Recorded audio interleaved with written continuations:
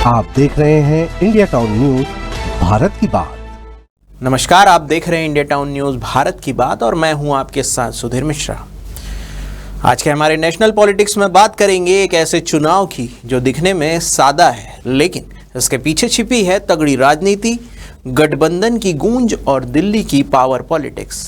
जी हां, बात हो रही है देश के दूसरे सबसे बड़े संवैधानिक पद उपराष्ट्रपति चुनाव की। लेकिन आजकल ये सीट खाली कैसे हुई? जगदीप धनखड़ ने इस्तीफा क्यों दिया? एनडीए का अगला दांव क्या होगा और क्या इंडिया गठबंधन पासा पलट सकता है? आइए जानते हैं पूरी कहानी आसान भाषा में, स्टेप दर स्टेप। 21 जुलाई की रात एक चौंकाने वाली खबर आती है। जगदीप धनखड़ ने अचानक उपराष्ट्रपति पद से इस्तीफा दे दिया। 10 अगस्त 2027 तक उनका कार्यकाल था, लेकिन उन्होंने बीच में ही किनारा कर लिया। 22 जुलाई को राष्ट्रपति द्रौपदी मुर्मू ने उनका इस्तीफा स्वीकार कर लिया। अब जरा सोचिए, जब देश का उपराष्ट्रपति यूं अचानक पद छोड़ दे तो हलचल तो मचेगी ही। और यही हुआ। संसद से लेकर सोशल मीडिया तक चर्चा तेज हो गई।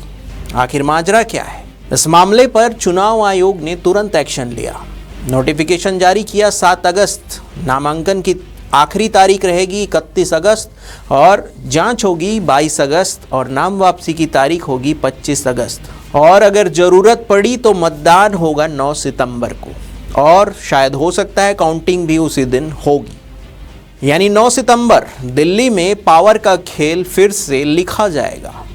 पर क्या ये महज एक चुनाव है या इसके पीछे कुछ और भी बड़ी सियासत है? भारत का उपराष्ट्रपति चुना जाता है सांसदों के वोट से।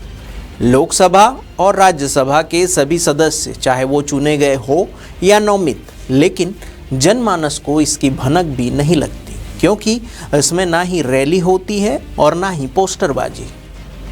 अब आप सोच रहे होंगे तो फिर प्रचार कैसे होता है? तो जनाब, ये सीक्रेट हाई प्रोफाइल लॉबिंग होती है। पार्टी दफ्तरों में चाय पर चर्चाएं, सांसदों के फ़ोन और व्हाट्सएप यानी कि नेटवर्किंग का असली इम्तिहान होता है यहाँ पर।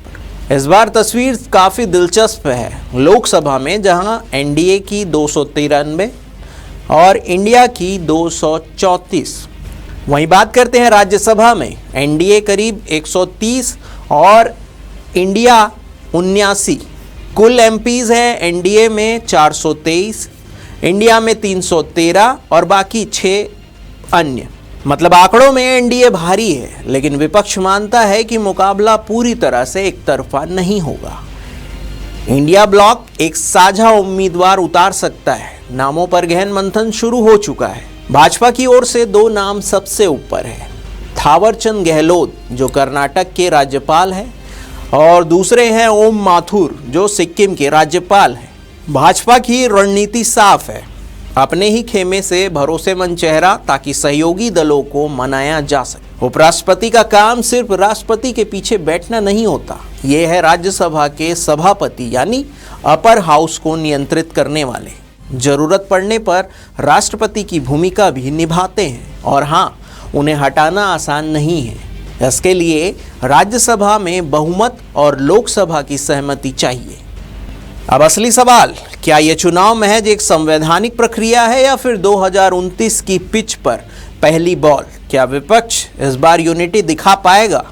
क्या एनडीए बिना विवाद के अपना उम्मीदवार चुन पाएगा?